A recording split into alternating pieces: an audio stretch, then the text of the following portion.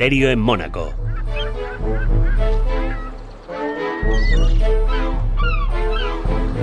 Mónaco goza del cálido sol de la Riviera y es el país del príncipe Alberto y del Grand Prix.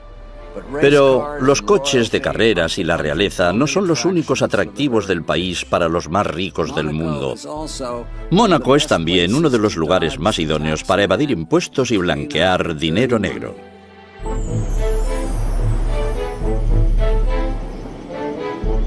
Es el 3 de diciembre de 1999. Está a punto de amanecer y los residentes de este pequeño principado están arropados en su cama. Entre los riquísimos y discretos ciudadanos de Mónaco se encuentra el banquero multimillonario Edmond Safra. Era el hombre más rico de Mónaco después del príncipe. Safra y su esposa Lily poseen el ático más grande de Montecarlo. Un espacioso dúplex en lo alto de un edificio de 6 plantas, conocido como la Belle Époque. Abajo, en el vestíbulo, hay un conserje de guardia. La señora Safra duerme en su propia ala de la sofisticada residencia. Su esposo de 67 años está aquejado de Parkinson y necesita atención constante. La enfermera Vivian Torrente está a su lado.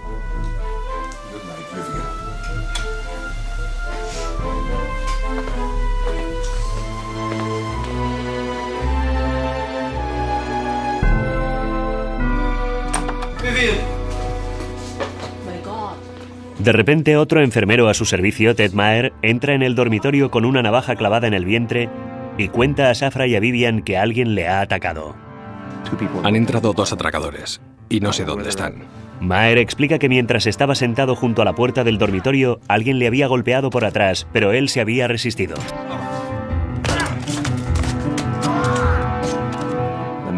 El hombre de la derecha ha sacado una navaja y me la ha clavado en el vientre.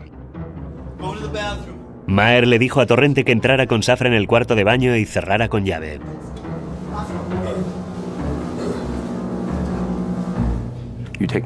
Llévate al señor Safra. Aquí tienes mi móvil, así puedes llamar. Yo bajo a buscarla.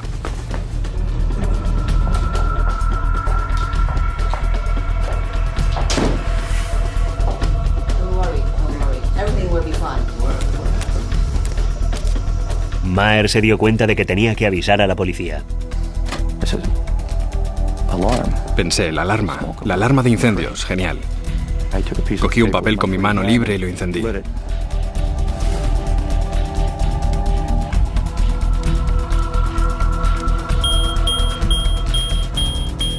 La alarma se disparará con el humo y alguien se dará cuenta. Vendrán enseguida.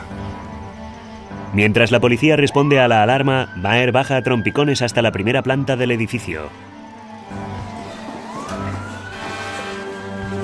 Y cuenta al conserje que le han atacado.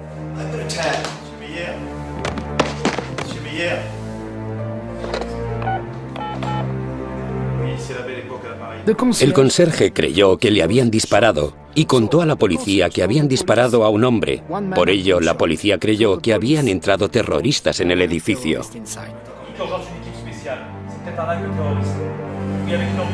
Tras contar lo sucedido a la policía, Ted Maher es conducido de urgencia al hospital Princesa Grace. A las 5 de la mañana, el Principado se despierta con las sirenas de decenas de vehículos de policías y bomberos alrededor del edificio Belle Époque. Era una situación de pánico total. El guardaespaldas principal de Edmund Safra, Shmuelin Cohen, llega de otra residencia de su jefe y se lanza para salvarle. Intentó subir al ático, pero no le dejaron.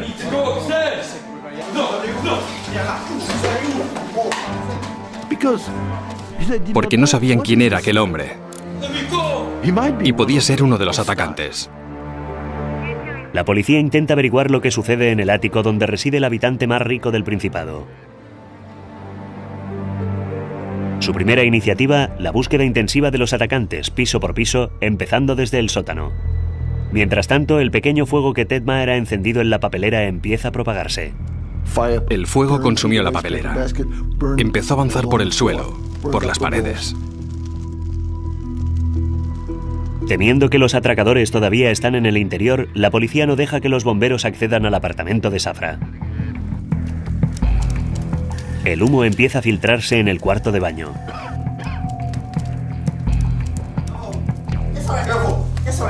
Safra y Torrente llaman pidiendo socorro. Lily Safra había escapado a las 6 de la mañana, cuando le había despertado la alarma contra incendios. Pero cuando se entera de que su marido todavía está dentro, intenta volver. La policía no se lo permitió. ¿Qué podría hacer la señora Safra contra dos intrusos armados y contra un incendio? Vimos bomberos en la azotea. No se veían llamas. Solo veíamos mucho humo. El multimillonario y su enfermera estaban atrincherados en el cuarto de baño como animales enjaulados. Apenas puedo imaginarme su terror.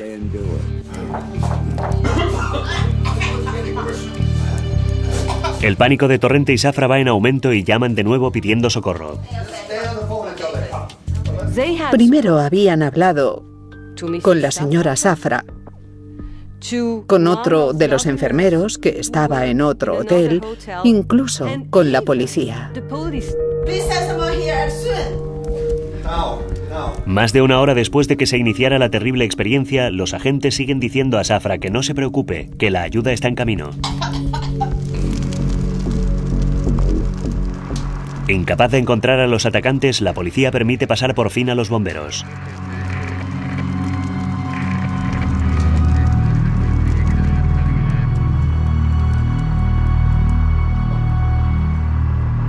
Nadie pudo entrar hasta las 7:30. Reinaba el caos más completo, todo el mundo gritaba, se comportaban como suelen hacerlo los franceses.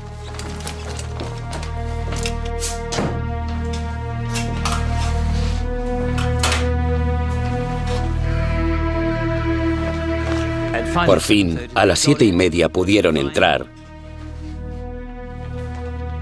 y se los encontraron muertos a los dos, a Torrente y a Safra.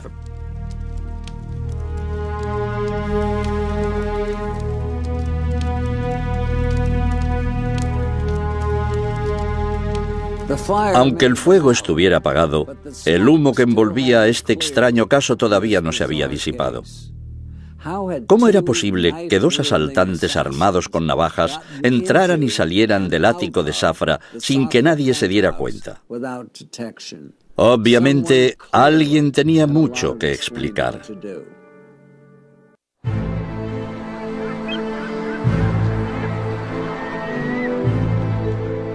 El banquero multimillonario Edmond Safra y una de sus enfermeras han muerto en un misterioso incendio. El interrogante al que se enfrentan los investigadores es: ¿qué ha pasado con los intrusos cuya irrupción ha impulsado al enfermero Ted Maher a iniciar el fuego? Eran dos atacantes. Mi hermano les plantó cara. Intentó proteger a su jefe, a la otra enfermera y a la señora Safra, y se portó como un héroe.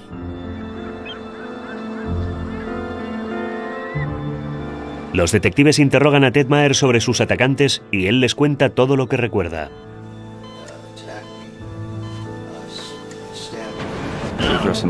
Iban vestidos de negro.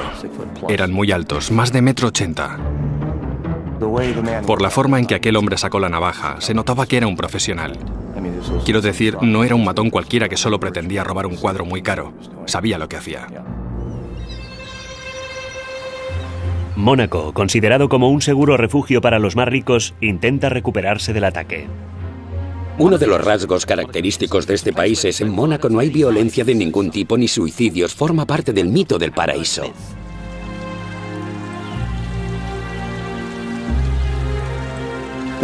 El gran novelista Somerset Maugham dijo una vez de Mónaco que era un lugar soleado para personajes turbios.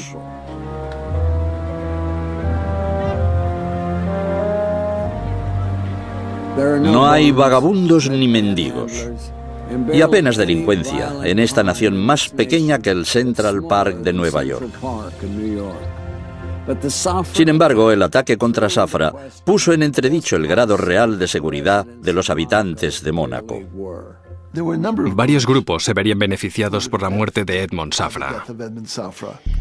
Su nombre había saltado recientemente a los titulares por negociar la venta de su banco por 3.000 millones de dólares. Los hombres como Safra no tienen enemigos vulgares y corrientes. Su banco estaba involucrado en la venta de armas a la contra. Era uno de los apoyos financieros más importantes para Israel, de manera que la OLP, la Yihad Islámica o cualquiera de estos grupos se beneficiaría sin duda con su muerte. También involucrado en la operación de blanqueo de dinero ruso que el Departamento de Justicia estaba investigando y cooperaba con esta investigación. La policía descubre que la esposa de Safra, Lily, heredará la mayor parte de sus 2.500 millones de dólares, a expensas de los hermanos del difunto. El testamento de Edmond Safra había sido modificado un par de semanas antes de su muerte, limitando o eliminando por completo la parte de sus hermanos en la herencia. Pero Lily había aportado al matrimonio cientos de millones de dólares de patrimonio, y la opinión general era que su relación con el fallecido había sido excelente, por lo que pronto se descartó la posibilidad de que tuviera nada que ver con la muerte de su marido. Vivían una vida espectacular. Edmond Safra y Lily tenían un apartamento en uno de los edificios históricos más hermosos de la Quinta Avenida. Solo había visto a Edmond y Lily Safra una vez, en la ópera, pero incluso desde lejos percibí el aura de extraordinaria riqueza que les rodeaba. Costaba imaginar un final tan sórdido para aquella vida de cuento de hadas. En Londres, tenían dos casas contiguas en Eaton Square. Eran además los propietarios de la Leopolda, construida para el rey de Bélgica, que se vende ahora por 265 millones de dólares. Los detectives siguen investigando en el ático destrozado, pero no encuentran señal alguna de que alguien haya forzado la entrada, ni rastro de los atacantes en las cámaras de vigilancia. ¿Cómo era posible entonces que dos intrusos armados penetraran en uno de los edificios más protegidos de Montecarlo y luego desaparecieran simplemente? ¿Y qué había sido del sistema de seguridad de Safra? Cuando paseaba por sus fincas, sabía que detrás de cada arbusto había alguien armado. Edmond Safra vivía prácticamente rodeado por un ejército privado de guardaespaldas, muchos de ellos veteranos del Mossad, el servicio de espionaje israelí. Sin embargo, ninguno de ellos estaba de guardia la noche en que murió Edmond. La policía volvió a interrogar a Maher en el hospital. Esta vez intentaron profundizar en su pasado, intentando comprender el motivo que había llevado a Montecarlo a este enfermero americano. Mi madre era conductora de autobús escolar. Mi padre era reparador de averías telefónicas. Y era una familia muy estricta, muy religiosa, muy disciplinada. Soy el mayor de 5 hijos. Mis hermanos y yo no crecimos en la abundancia, solo teníamos lo básico. Y si queríamos algo, teníamos que trabajar para conseguirlo.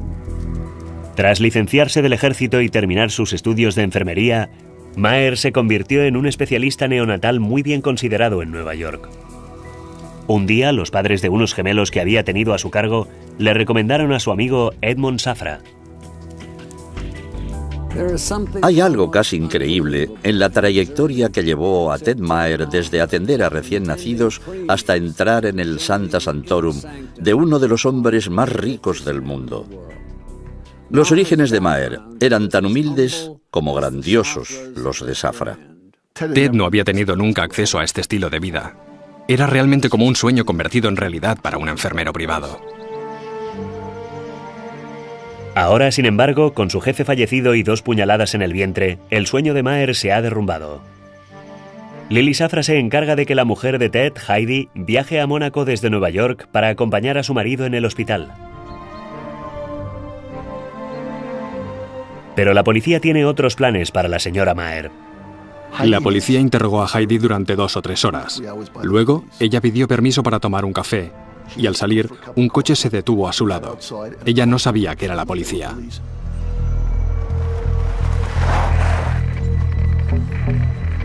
Tres hombres le obligaron a entrar a empujones en una camioneta y se la llevaron a la habitación de hotel donde vivía Ted. Raptándola y llevándosela por la fuerza, pudieron registrar la habitación sin violar la legislación monegasca. En el registro encontraron un frasco de xilocaína, un anestésico que ningún médico había recetado a Ted. Este descubrimiento despertó las sospechas de la policía sobre la credibilidad de Ted.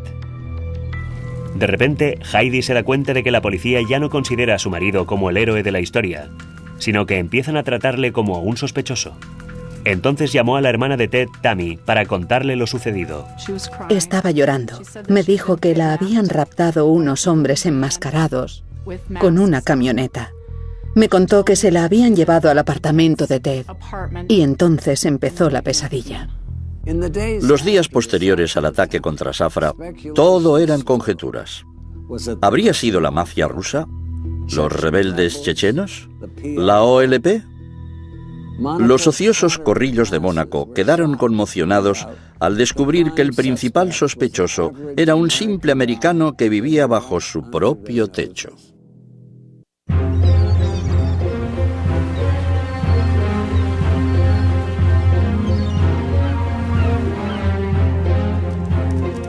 «24 horas después de la muerte de Edmond Safra y su enfermera Vivian, los investigadores todavía no han descubierto nada sobre los atacantes que habían penetrado en el lujoso ático. Para el horror de Heidi Maher, las sospechas se dirigen ahora hacia su esposo. La señora Maher se había marchado de Nueva York creyendo ir al encuentro de su marido, convertido en un héroe, pero al aterrizar en Mónaco, el héroe ya no era un héroe, sino un criminal.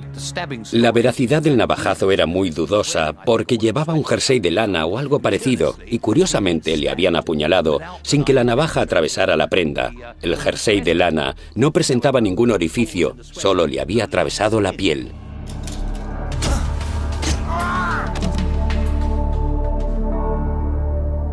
La policía también descubrió que Ted Maher poseía una navaja de la misma marca y modelo que la encontrada en el vestíbulo del edificio Belle Époque.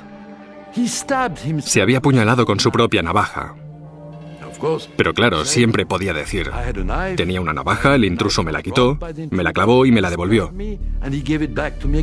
Porque encontramos el arma a su lado, aunque claro, no parece muy lógico. Los detectives interrogaron a Ted Maher varias veces. Me lo preguntaban de todas las formas posibles, pero yo siempre les contestaba lo mismo. Dicen a Maher que él es el culpable de la muerte de Safra y Torrente. Mi primera reacción fue echarme a llorar. Me considero a mí mismo como una persona bastante fuerte, pero me parecía increíble que me hicieran responsable de la muerte de un ser humano. La policía le expuso las pruebas en su contra, y finalmente, en la quinta sesión de interrogatorios, Maher les dijo exactamente lo que querían oír. Les dijo, voy a deciros la verdad. La verdad es que estaba solo en el apartamento con el señor Safra y la señorita Torrente, y me clavé la navaja yo mismo. Ted Maher declaró a la policía que había organizado un falso ataque y había iniciado el fuego para que cundiera el pánico, que todo había sido un montaje. Quería impresionar a su jefe, que le viera como un héroe. Tras ser dado de alta del hospital, la policía se lleva a Maher a comisaría. Ya han oído su declaración. Ahora quieren que firme su confesión. Para presionarle, utilizan el pasaporte de su mujer. Me enseñaron ese pasaporte y me dijeron, aquí hay una foto de vuestros hijos. Sabemos que son muy pequeños y que su madre estará mucho tiempo sin verlos. Ted Maher pensó que el futuro de su familia estaba en juego. Aquel investigador me dijo que tenía que firmar. En caso contrario, no soltarían a mi mujer. Y yo firmé porque no tenía otra opción. Hice lo que tenía que hacer por mi familia. 3 días después del trágico incendio, mientras Edmond Safra recibe sepultura en Ginebra, el fiscal general de Mónaco convoca una conferencia de prensa para anunciar que se presentan cargos contra Ted Maher. Dijo que el señor Safra era un jefe excelente y que él solo quería llamar su atención. La señora Safra no podía creerlo. Se quedó estupefacta. ¿Por qué? ¿Por qué? ¿Por qué motivo? ¿Qué circunstancias pueden llevar a un hombre a cometer ese acto? Cuando me enteré de la confesión de Ted, mi escepticismo fue inmediato. Se habían dado mucha prisa en dejar el caso tan bien atado. El culpable estaba en la cárcel y Mónaco volvía a ser un lugar muy seguro. Pero ¿era realmente cierto que Maher se hubiera apuñalado a sí mismo y hubiera iniciado el incendio solo para que Edmond Safra le considerara un héroe? No pretendo mostrarme cínico. Solo un poco más concreto. Lo que Maher quería no era tanto ganarse el aprecio de Edmond Safra, sino más bien su dinero. Y por favor, no lo dude, si las cosas hubieran realmente sucedido tal como él decía haberlo pretendido, es decir, se presenta un peligro y Ted Maher salva a Edmond Safra de ese peligro. Si todo hubiera terminado ahí, habría recibido sin duda una recompensa que le hubiera permitido retirarse para el resto de su vida. La cárcel de Mónaco es el hotel de París de las cárceles. La celda de Ted tenía aire acondicionado y vistas al Mediterráneo. Una nevera, una cama grande y un escritorio. Un día que yo estaba allí de visita, le trajeron la comida, y el primer plato era aguacate con vinagreta, y el segundo un pescado del Mediterráneo con salsa Meunier de mantequilla. Durante 2 años, Maher languidece en la lujosa cárcel monegasca. En 9 ocasiones es sometido a intensos interrogatorios y en todos ellos se reafirma en su confesión. En su fuero interno, sin embargo, sabe que sí entraron unos atacantes, aunque nadie más los viera. ¿Se imagina eso? Saber la verdad y aguantar que la gente te llame asesino, criminal, sicario y todas esas acusaciones y no poder defenderte. Finalmente se fija la fecha del juicio, el 21 de noviembre de 2002. Heidi Maher contrata a un abogado americano para la defensa de su marido. Ted insistía en que le habían apuñalado. Le expliqué que podía ayudarle, quizá conseguir que se declarara nula su confesión. Yo estaba convencido de que la verdad le permitiría salir libre, pero sus otros abogados le habían dicho que ya nadie podría creerle. Yo estaba convencido de que un hombre inocente iba a ser víctima de un gobierno que no podía tolerar un delito sin resolver en su pequeño y perfecto principado. Y ahora, cuando Ted Maher iba finalmente a comparecer ante un tribunal, regresé a Montecarlo para seguir de cerca el proceso.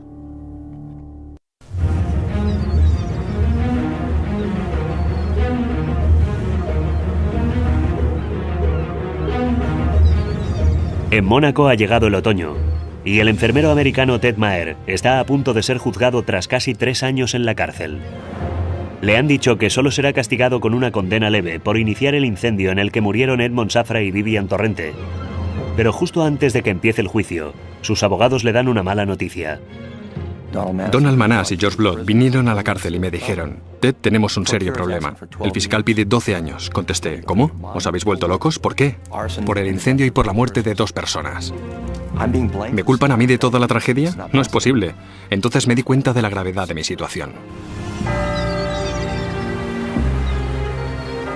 Para colmo, el juez dictamina que su abogado americano Michael Griffith no puede ser su defensor principal en el juicio. Me dijeron que Michael Griffith no podía ser mi defensor principal, que no tolerarían el estilo anglosajón en el tribunal. El 21 de noviembre de 2002 se inicia el juicio, bajo la atenta mirada de todo Montecarlo. Nunca se había visto un juicio semejante en Mónaco. Jamás. Fue el juicio del siglo, el Grand Prix de los juicios, o algo parecido, con abogados muy brillantes, con la familia Safra tan llamativa y con ese Ted Maher, que es como una especie de Forrest Gump o algo así. De manera que fue algo totalmente surrealista. El juicio se celebró en el Palacio de Justicia de Mónaco, que es exactamente tal como podrías imaginarte. Todo era increíblemente solemne, casi parecía una iglesia. Detrás de los jueces colgaba un crucifijo de 2 metros. No cabía ni un alfiler. Había prensa del mundo entero. Dominic Dionne tenía uno de los mejores asientos de la sala. El fiscal principal, Serdet, llevaba una gran toga roja, y nosotros, los abogados, llevábamos togas negras con pechera blanca. Todo era muy espectacular. El equipo de la defensa de Maher insistió en que el acusado no tenía la intención de dañar a nadie. Nuestra línea de defensa fue que al iniciar el incendio, Ted Maher había sido culpable, como mucho, de homicidio involuntario. No inició el fuego con la intención de dañar al señor Safra.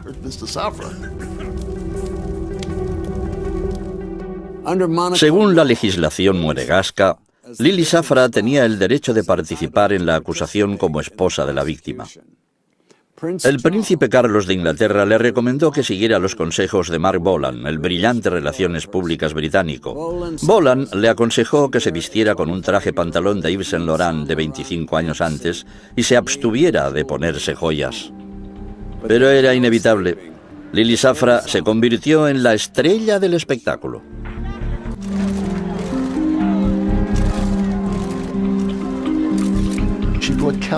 La señora Safra había contratado a un abogado suizo muy caro, Marc Bonan, y a George Cageman, exministro de Justicia de Francia. Todos ellos se alojaban en sendas suites del Hotel de París, uno de los más caros del mundo. Calculo que se gastó casi $1 millón en la acusación contra Ted. Pero Mónaco y su familia real también están involucrados en el juicio. Una cosa así no podía suceder en Mónaco. Por eso viene tanta gente rica. Y si empieza a correr la voz de que pueden asesinarte en tu propio apartamento, en pleno centro de Mónaco, y la policía no viene, los bomberos no entran, aunque se produzca un incendio, pues tú agarras tu dinero y te marchas corriendo. Pocos recursos propios puede presentar Maher contra toda la fortuna de Lily Safra y la enorme riqueza del gobierno monegasco. Yo sabía que estaba en un aprieto muy serio, y sabía que ellos tenían todas las cartas en la mano, pero que en este juego, por desgracia, se trataba de mi vida. En la sala del tribunal había 19 abogados. 19, ¿se imagina?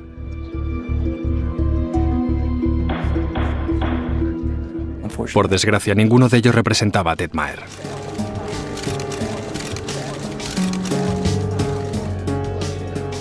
A los pocos días de iniciarse el juicio, Joseph Sitruk, el gran rabino de Francia, comparece ante el tribunal como testigo y amigo de Edmond Safra. La legislación del país permite al acusado Ted Maher interrogar directamente a los testigos. Cuando empezó la tanda de preguntas, nadie tenía nada que decirle a aquel rabino, pero yo sí. Y desde lo más profundo de mi corazón, le pregunté si podía formular una plegaria allí mismo para el señor Safra y Vivian Torrente. La pregunta de Ted era tan rara que empecé a preguntarme si aquel hombre no estaba un poco loco. El rabino empezó a salmodiar en hebreo y los jueces, jurados, testigos y abogados se levantaron e inclinaron la cabeza. Fue un momento surrealista, asombroso. Los abogados de Maher atacaron a la policía y los bomberos por su deficiente actuación en lo ocurrido. En uno de mis interrogatorios me enfrenté a un agente, el primero en llegar al lugar del suceso, que había dicho que Ted había sido víctima de un tiroteo. Le pregunté si había visto alguna vez una herida de bala o de arma blanca y me contestó que no. Le pregunté cuánto tiempo llevaba en la policía de Mónaco y contestó que 22 años. Le dije entonces, ¿cuál es la peor herida que ha visto? Y contestó que una botella de champán rota en la cabeza de otra persona. La defensa sostiene que la policía y los bomberos hubieran podido salvar a Edmond Safra si hubieran entrado antes en el ático. El fiscal Serdet, que siempre dice cosas raras, afirmó: actuaron con la lentitud necesaria. ¿Qué demonios quería decir con eso? El resultado eran 2 víctimas mortales, pero eso es lo que dijo delante de toda la sala. La persona que más conmovió al público asistente al juicio fue Heidi Maher. El amor que profesaba su marido y su confianza plena en él no habían flaqueado ni un momento. Estaba sentada en la hilera de enfrente y no quitó la vista de su marido ni un segundo. Mi mujer estuvo presente en el juicio. Yo hubiera deseado que no estuviera porque tenía que ser muy convincente, y por desgracia terminé convenciéndola. Cuanto más hablaba Ted, más empecé a dudar de su historia. No era nada en concreto, pero a veces su mirada parecía perderse cuando daba alguna respuesta demasiado prolija. Cuando se terminó el juicio, para mí había perdido por completo su credibilidad. Al principio, cuando hablábamos con Ted para preparar su defensa, se comportaba como una persona normal. Pero con el tiempo, la mirada de Ted se volvió cada vez un poco más rara. Su forma de hablar, su forma de explicarse, se notaba que estaba loco, que le pasaba algo raro, pero parecía un chico muy agradable.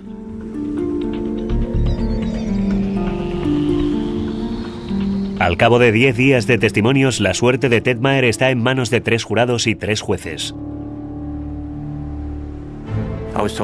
Tras 12 días de juicio, me ordenaron que saliera de la sala. Salí y al cabo de 45 minutos me dijeron que podía volver. Un periódico francés calificó al acusado de Dr. Ted y el Sr. Maher, parodiando a Dr. Jekyll y Mr. Hyde. Y es cierto que Ted parecía ser 2 personas en una. Me pregunté a quién sentenciaría el juez, ¿al padre amante y enfermero responsable o a la persona profundamente trastornada que yo había percibido durante el juicio?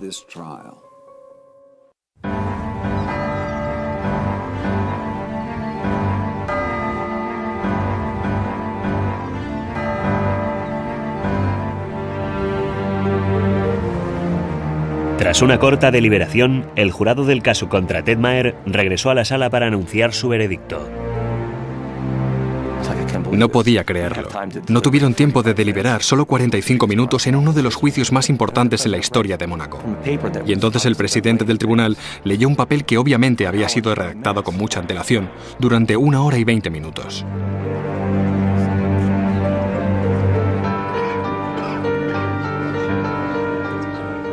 En él se me condenaba a 10 años de cárcel, una decisión con 4 votos a favor y 2 en contra.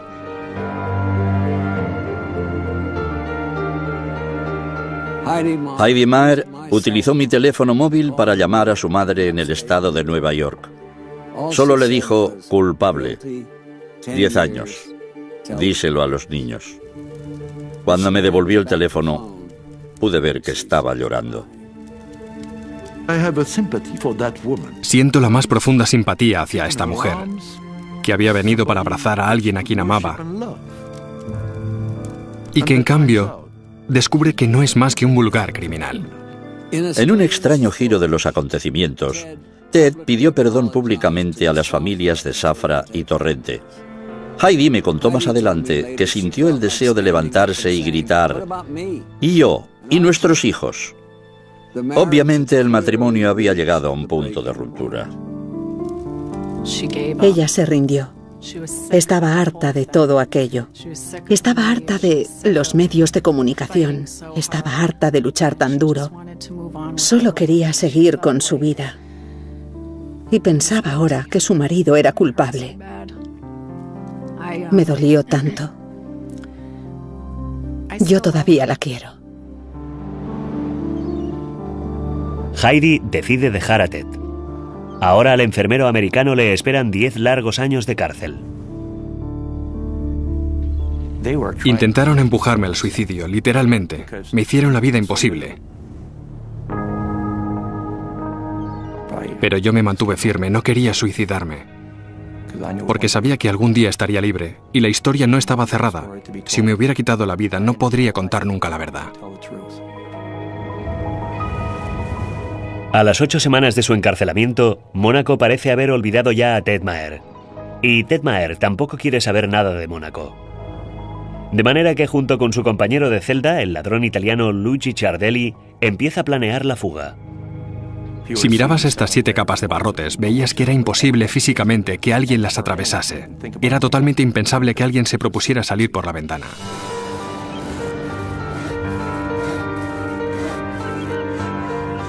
Noche tras noche, Maher va serrando los barrotes con una sierra conseguida clandestinamente. Tras semanas de esfuerzos secretos, él y su compañero de celda consiguen por fin su objetivo. Anudaron unas sábanas, exactamente como en las películas antiguas, y se fugaron de la cárcel saliendo por la ventana. Nunca se había oído hablar de una fuga carcelaria en Mónaco. Jamás. La noche del 21 de enero de 2003, la noche del aniversario de mi hermana, me escapé. Mi compañero de celda me abandonó en cuanto tocó el suelo. Yo crucé todo Montecarlo, incluso les dije buenas noches a 3 policías al salir de la cárcel, y me marché muy rápido. Llegué a Niza, en Francia, y me dirigí a un hotel de 2 estrellas. Le dije al recepcionista que el coche me había dejado tirado. Me llamó por teléfono y me dijo, ¡feliz cumpleaños! Me dijo que se le había averiado el coche y que el conserje necesitaba el número de una tarjeta de crédito para poder darle una habitación. Lo he perdido todo y necesito ayuda. ¿Qué podía hacer yo? Entonces le di el número de mi tarjeta de crédito.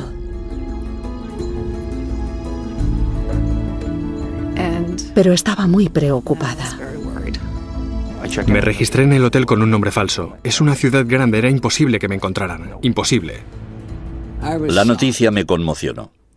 La gran fuga de Ted era la primera acontecida en una cárcel de Mónaco desde hacía más de 50 años. Pero yo me preguntaba cuánto tiempo podría seguir en libertad en un país extranjero, sin dinero, sin amigos y sin hablar francés.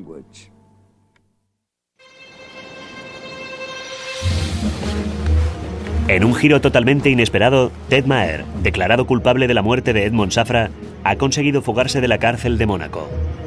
Se aloja en un hotel de Niza e intenta planificar su siguiente movimiento. Durante la noche me había puesto en contacto con mi mujer, Heidi, que no quiso ayudarme. Heidi llamó entonces a los abogados de Ted en Mónaco para informarse sobre lo ocurrido. Ellos, a su vez, llamaron a la policía, que negó rápidamente la fuga de los reclusos. Solo es un rumor, están acostados. Hacemos la ronda de control cada hora y están durmiendo. Maher llama entonces a un sacerdote que ha estado administrando algún dinero para sus gastos en la cárcel. Y le dije, Padre Bol, necesito el dinero que mi familia le ha dado. Y me contestó, Ted, llámame mañana por la mañana.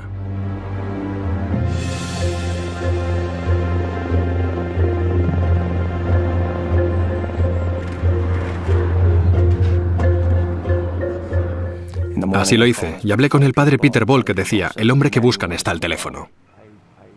Maher se da cuenta de repente de que la policía está con el sacerdote y sale huyendo. Recogí mis cosas y bajé al vestíbulo. Allí me esperaban 5 policías franceses. Me habían traicionado todos, mi mujer, mi abogado y un sacerdote. ¿Qué más se puede pedir? Detenido de nuevo, Maher será más tarde extraditado a Mónaco.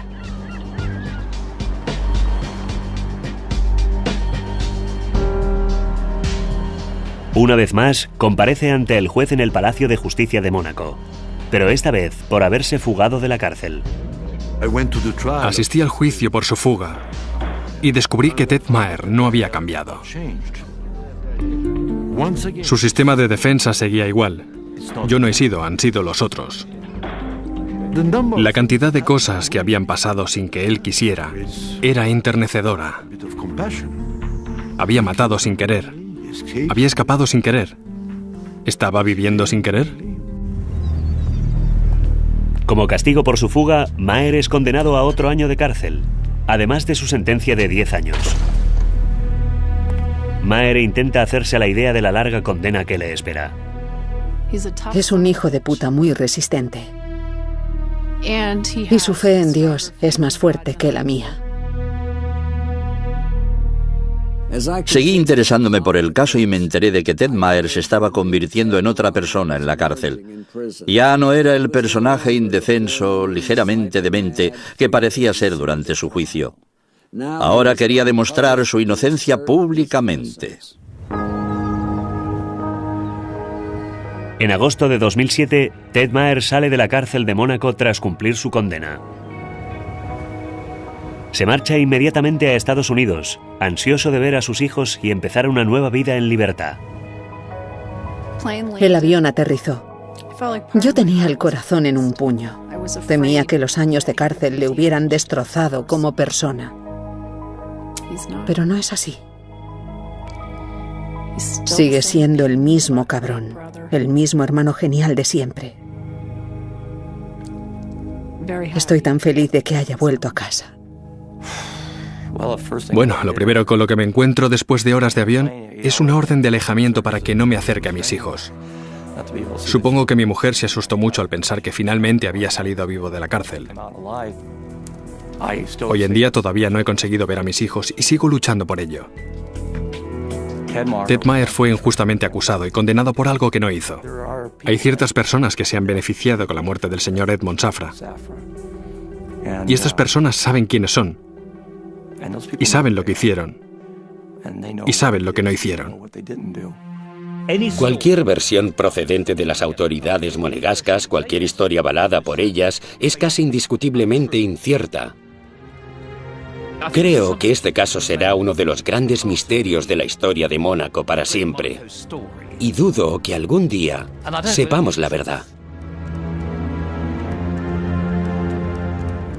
Ted Maher causó la muerte de 2 personas. Las cosas son muy sencillas. Por desgracia, incluso hoy en día, me encuentro con gente que sabe que me ocupé de este caso y que vienen y me dicen con cara de complicidad: pero Mark, ¿de verdad crees que no hubo más que eso?